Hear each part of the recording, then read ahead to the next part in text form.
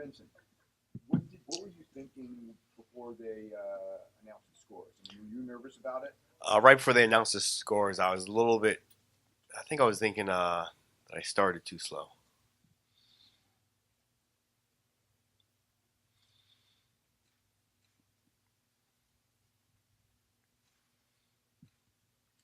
Were you surprised at how good he was? No, I definitely wasn't surprised at how good Adam was. I know Adam was tough.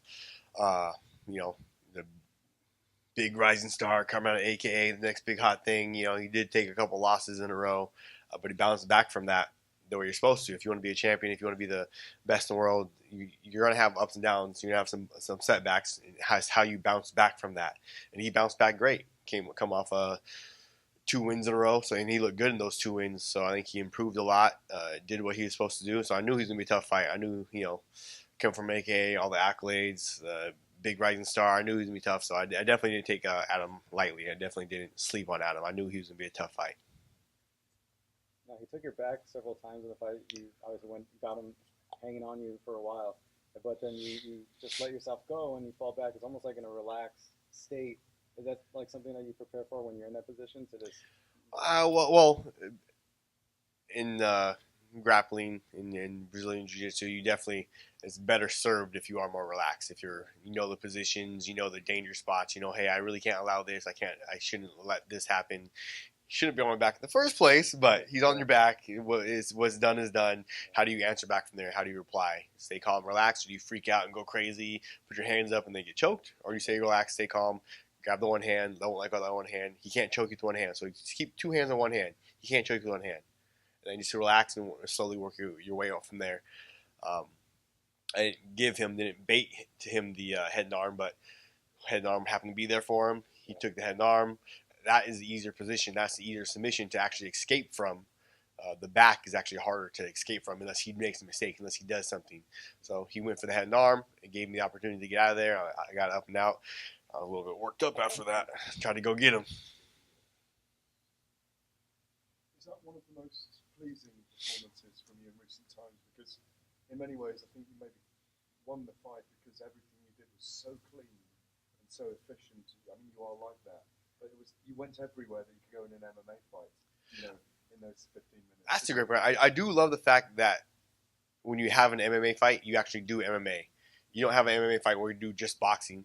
Or you don't have an MMA fight that you do just Brazilian Jiu-Jitsu. You don't have an MMA fight that you do just wrestling. I love actually being a part of the fights where you have some good boxing, some good Muay Thai, some good elbows, some good wrestling, some good Jiu-Jitsu. I do love being a part of those fights.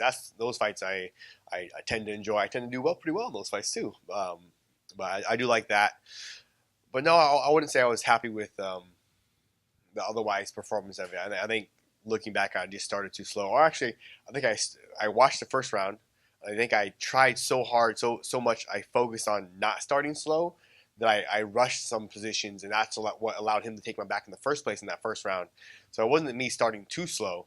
It was me trying to overcome starting too slow, and that made the mistake of him slipping to my back. Took me down, top of my back, is because I was trying to push the pace and get after it, not start slow. Like, don't start slow, don't start slow, don't start slow. Then getting after it, and then, make mistakes. But when you got off in that first round, you went after him, and it was almost like you were breaking him at that moment. Do you remember that? I do remember that, yep. Like I said, I was able to watch just the first round. I saw where he went for the head and arm. I was able to pop up from the head and arm. I got away, and I went after him. I was a little bit mad. I was a little bit upset. When guys go for submissions, or guys have just when guys are in a better position than you, for me, that makes me upset. You can go back as far back as Bocek. Bocek had me in a couple of bad positions. He went for like an arm or something like that, and he had me in a bad position. And that tends to oh, you shouldn't even be in that position in the first place. I'm better than that. I should not give up that position. I don't think. So that's what makes me kind of upset, and definitely. But you're a name and a target for everyone who fights you, and that's a privilege in a way, isn't it? Well, absolutely. I think I am aware. If I just go into a gym anywhere in the country, a jiu-jitsu gym or a boxing gym or a MMA gym, I know everyone in there is going to try and trying to beat me up. They're trying to give it to me. But I'm aware of that. I do know, I have that bullet on my back, and I'm going to have that on my back for the rest of my life. I can be 60 years old and go into a gym, and then guys will be like, oh, I wonder if Henderson brought his gi. I wonder if he'll roll off me. dude, I'm like 60 years old. I'm not gonna roll around with you, sucker. But I'm gonna have that bullet on my back for the rest of my life. So it's actually a challenge right now. I do enjoy. I do appreciate. I like having that challenge. I like having the bullet on my back. It's something I worked hard to get. I worked hard to be the person that. You know, I walk into an MMA gym. I walk into a wrestling gym somewhere. I had all these I walked into a high school gym. My boy's practice, his son's practice. Went to a wrestling school, and all these high school kids were looking at me like had their licking their chops, like, "Oh, is Henderson gonna roll around? Is he gonna wrestle a little bit?" I was like, "Boy, get out of here! You guys are too young for me. You beat me up and make me sad. So no, I'm not wrestling." One or two more guys. I know we typically always ask you how you're going to celebrate, but I know you have big things at the house getting ready to happen for you. Congratulations again on that. Thank you, man. Have you talked to the wife? Did she give you any critiques of tonight's performance? My wife is the most critical person in my entire life. She definitely knows what she's talking about. Is the bad thing too. That's the hard part. She's like, "Oh yeah, you turn this way when you went this way, and that's how you got on your back." I was like, "Yep, you're right. I did do that. That's correct." But yeah, I talked to my wife. I FaceTime her right away afterwards. I got some good pointers from her on what not to do, what to do. But yeah, she's due next week, so I got about a good 2-3 months of no sleep coming up. So considering the different skills that both you guys put on display tonight, this has been a bit of an instant classic. I mean, that you can tell from the fan reaction. It was really one of the highlights of the night. What would you tell Scott Coker as far as encouraging him to give maybe a fight of the night bonus or that sort of a thing? Scott gives me more than enough money. I'm not going to ask him for any more money. If he wants to slap me a little extra, I'll take it. But I'm not going to ask Scott for any more money. He gives me a lot of money. I will say, though, that is something I'm actually pretty happy about. Not happy with my performance. I think it was not a great performance. I think I got my hand raised. I did just enough to get my hand raised. I'll take it. The guy, kicks me and I break his shin on my kneecap. I'll take the win. It's not normal. It's not usual, but I'll take it any way I can get it. But I am happy that the crowd enjoyed the fight. I am happy that it got people talking. There was a big buzz about how back and forth the fight was, how good of a fight was, yada yada yada. I do like being a part of good fights. I do love being a part of big fights and having people talk about it and having the fans engage and this and that.